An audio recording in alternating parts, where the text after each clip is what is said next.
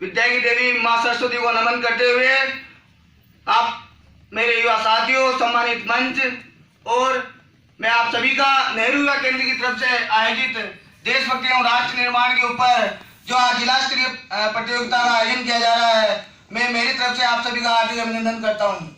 देशभक्ति एवं राष्ट्र निर्माण, मैं बताना चाहूंगा कि देशभक्ति अपने देश के प्रति अपना प्रेम होना चाहिए, राष्ट्र के अपने प्रति अपना त्याग होना चाहिए।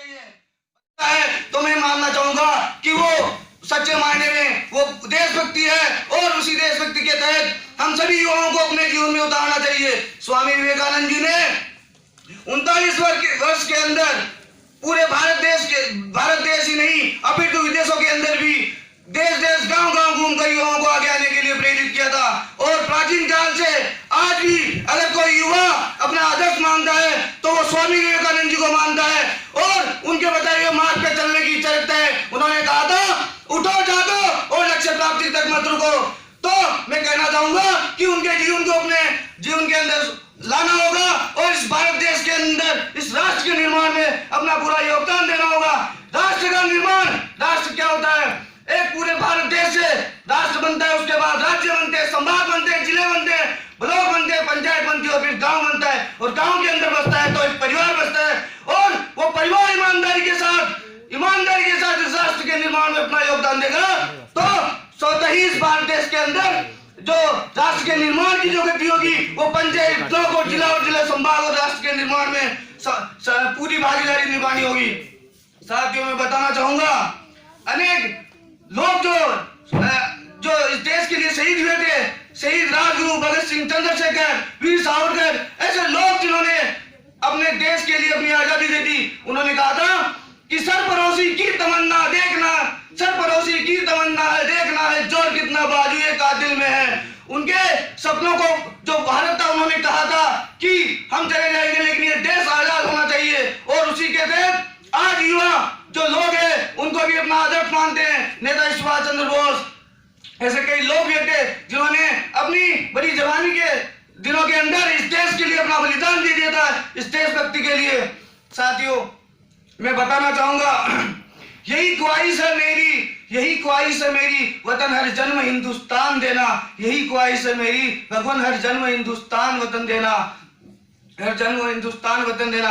अगर देना दिल में जुनून तो देशभक्ति का देना, अगर देना दिल में जुनून तो देशभक्ति का देना। मुझे स्वर्ग में जाके मोक्ष पाने की चिंता नहीं है, मुझे स्वर्ग में जाके मोक्ष पाने की चिंता नहीं है। तिरंगा कफन हो मेरा, तिरंगा कफन हो मेरा, बस यही अरमान रखता हूँ, तिरंगा कफन हो मेरा, यही अरमान रखता हूँ।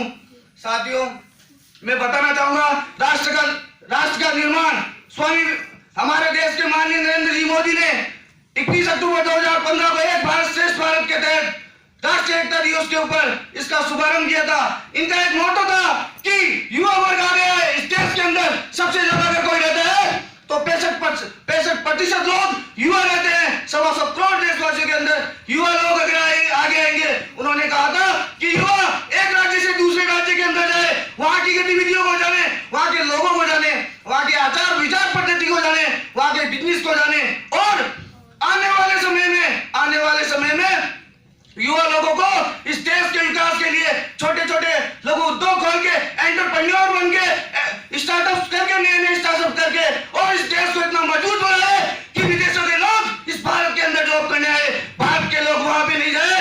क्यों? बताना चाहूंगा, इस देश के अंदर शिक्षा प्राचीन काल से चली जा रही है। जब तक्षशिला, नालंदा विश्वविद्यालय पुराने इतिहास काल में हुआ करते थे और आज के टाइम में IIT, एम्स और ऐसे न जाने कई तकनीकी शिक्षा संस्थान चल रहे हैं जहां पे हमारे युवाओं को तकनीकी शिक्षा दी जाती है जिससे कि वो आगे आए और शिक्षा करके और इस देश के निर्माण के लिए अपना योगदान दे, नए लोगों को नई तकनीक के माध्यम से और वो इस देश के लिए अपना सर्वस्व अर्पण करे।